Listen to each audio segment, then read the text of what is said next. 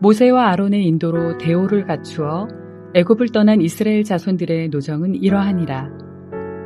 모세가 여호와의 명령대로 그 노정을 따라 그들이 행진한 것을 기록하였으니 그들이 행진한 대로의 노정은 이러하니라. 그들이 첫째 달 15째 날에 라암셋을 떠났으니 곧 6월절 다음 날이라. 이스라엘 자손이 애굽 모든 사람의 목전에서 큰 권능으로 나왔으니 애굽인은 여호와께서 그들 중에 치신 그 모든 장자를 장사하는 때라. 여호와께서 그들의 신들에게도 벌을 주셨더라. 이스라엘 자손이 라암셋을 떠나 숫곳에 진을 치고 숫곳을 떠나 광야 끝 에담에 진을 치고 에담을 떠나 바알스본 앞 비하이롯으로 돌아가서 믹돌 앞에 진을 치고 하히롯 앞을 떠나 광야를 바라보고 바다 가운데를 지나 에담 광야로 사흘 길을 가서 마라에 진을 치고 마라를 떠나 엘림에 이르니 엘림에는 샘물 12과 종려 79로가 있으므로 거기에 진을 치고 엘림을 떠나 홍해가에 진을 치고 홍해가를 떠나 신광야에 진을 치고 신광야를 떠나 돕가에 진을 치고 돕가를 떠나 알루스에 진을 치고 알루스를 떠나 르비딤에 진을 쳤는데 거기는 백성이 마실 물이 없었더라. 르비딤을 떠나 신의 광야에 진을 치고 신의 광야를 떠나 기브롯 핫다아와에 진을 치고 기브롯 핫다아와를 떠나 하세롯에 진을 치고 하세롯을 떠나 림마에 진을 치고 림마를 떠나 림몬베레스에 진을 치고 림몬베레스를 떠나 림나에 진을 치고 림나를 떠나 리사에 진을 치고 리사를 떠나 그헬라다에 진을 치고 그헬라다를 떠나 세벨산에 진을 치고 세벨산을 떠나 하라다에 진을 치고 하라다를 떠나 마켈롯에 진을 치고 마켈롯을 떠나 다핫에 진을 치고 다핫을 떠나 데라에 진을 치고 데라를 떠나 밑가에 진을 치고 밑가를 떠나 하스모나에 진을 치고 하스모나를 떠나 모세롯에 진을 치고 모세롯을 떠나 분의 야아간에 진을 치고 분의 야아간을 떠나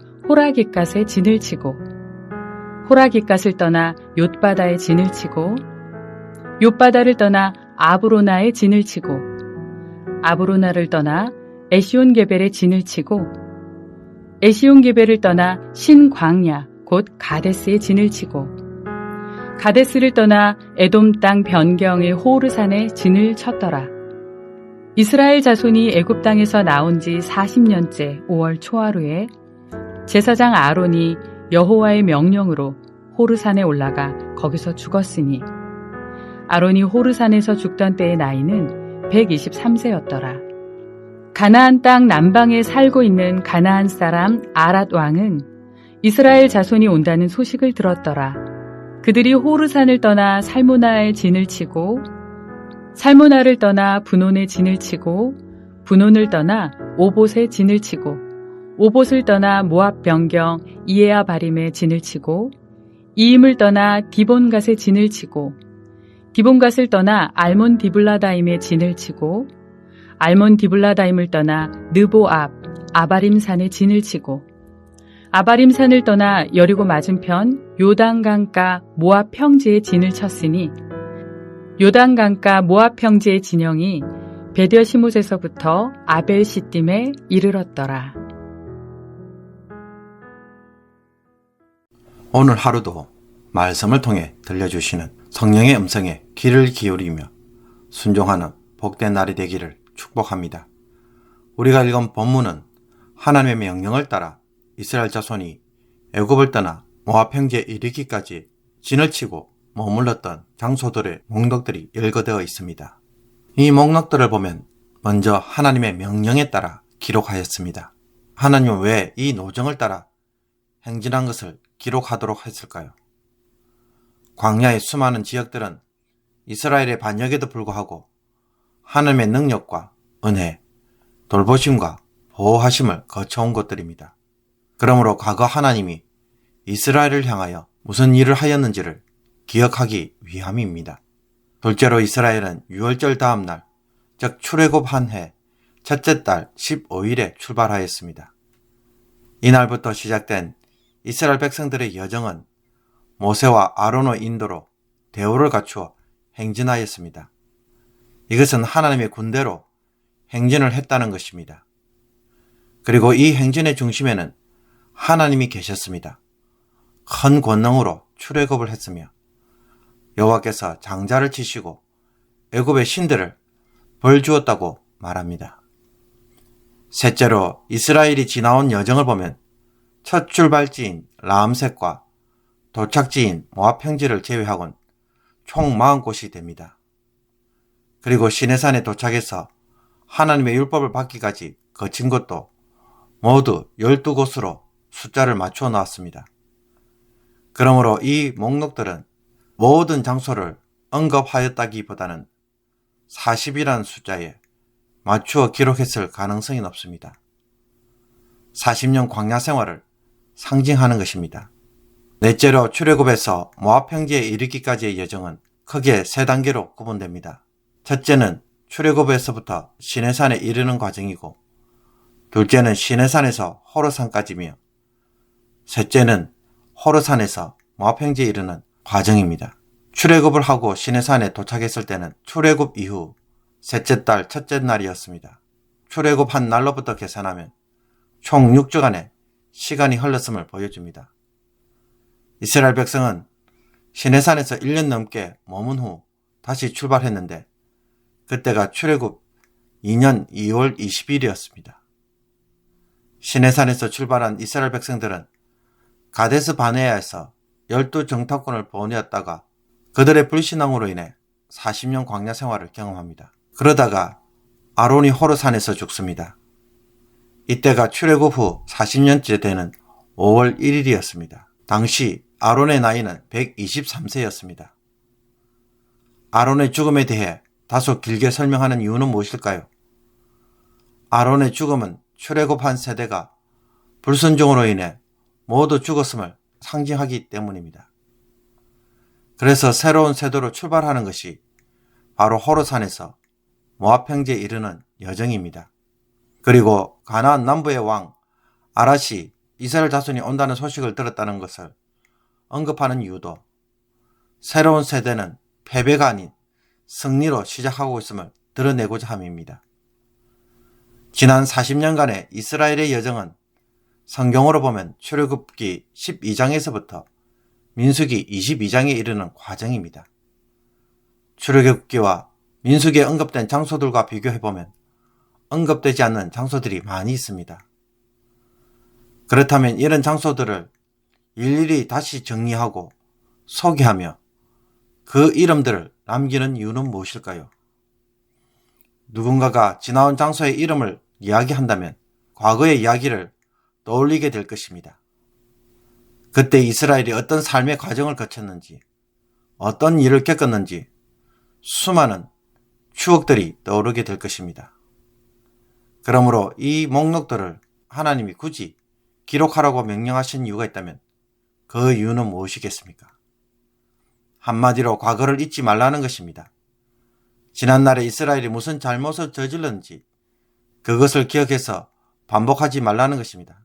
이제 가나안 정복을 준비하는 상황에서 똑같은 잘못을 범해서는 안 되는 것입니다. 어떤 사람은 과거는 과거일 뿐이라고 말합니다. 이미 지나갔기 때문에 과거에 매일 필요가 없다는 것입니다. 맞는 말입니다. 그러나 과거를 기억해야 똑같은 죄를 짓지 않습니다.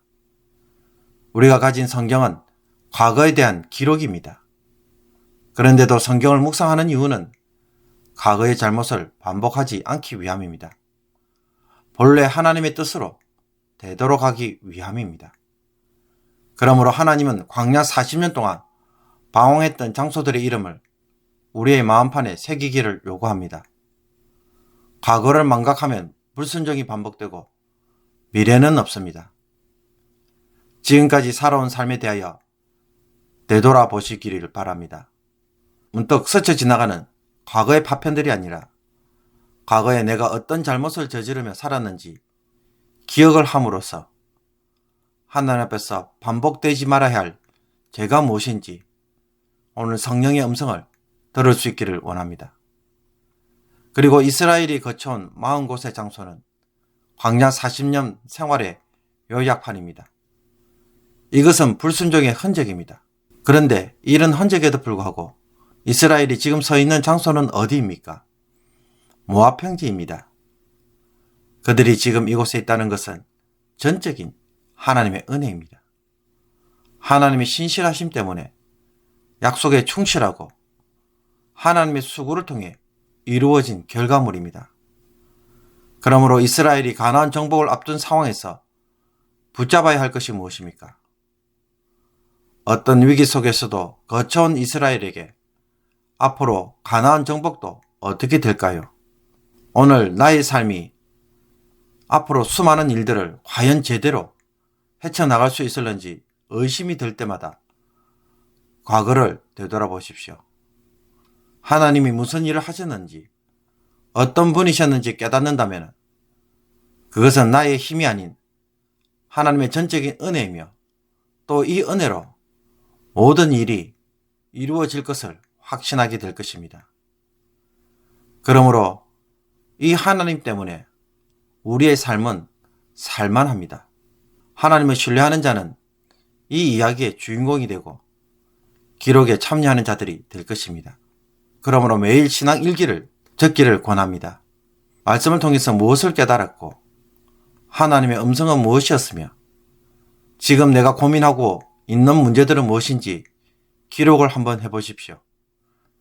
그래서 몇 달이 지나고 1년이 지난 뒤에 보면 이 속에서 하나님이 나를 통해 무슨 일을 하고 계시는지 보입니다. 그 일을 오늘부터 시작해 보기를 권합니다. 하나님이 나를 위해 도대체 무슨 일을 하고 계시는지 모른다면 신앙 일기를 통하여 그것을 볼 수 있기를 원합니다. 과거를 되돌아보는 순간 하나님이 왜 적으라고 했는지 그 이유를 알게 될 것입니다. 기도드리겠습니다. 하나님 아버지, 오늘의 새로운 삶을 살기 위해 어제 어떻게 살았는지를 되돌아보게 하여 주옵소서. 똑같은 실수를 반복하지 않도록, 망각하지 않도록 신앙 일기를 쓰는 여유를 주시며 지나온 하나님의 은혜의 흔적들을 찾을 수 있게 하여 주옵소서. 하나님이 늘 계시지만 보지 못하는 우리의 어두운 눈을 불쌍히 여겨 주옵소서. 수많은 하나님의 은혜를 되돌아보고 예상치 못한 문제들도 넉넉히 해결할 수 있음을 과거를 통해 배우는 저희들 되게 하여 주옵소서. 우리의 삶에 무너진 마음이 있다면 이 말씀으로 오늘 마음을 추스리고 힘차게 행진해 나가는 모든 성도들 되게 하여 주옵소서. 예수 그리스도의 이름으로 기도하옵나이다. 아멘.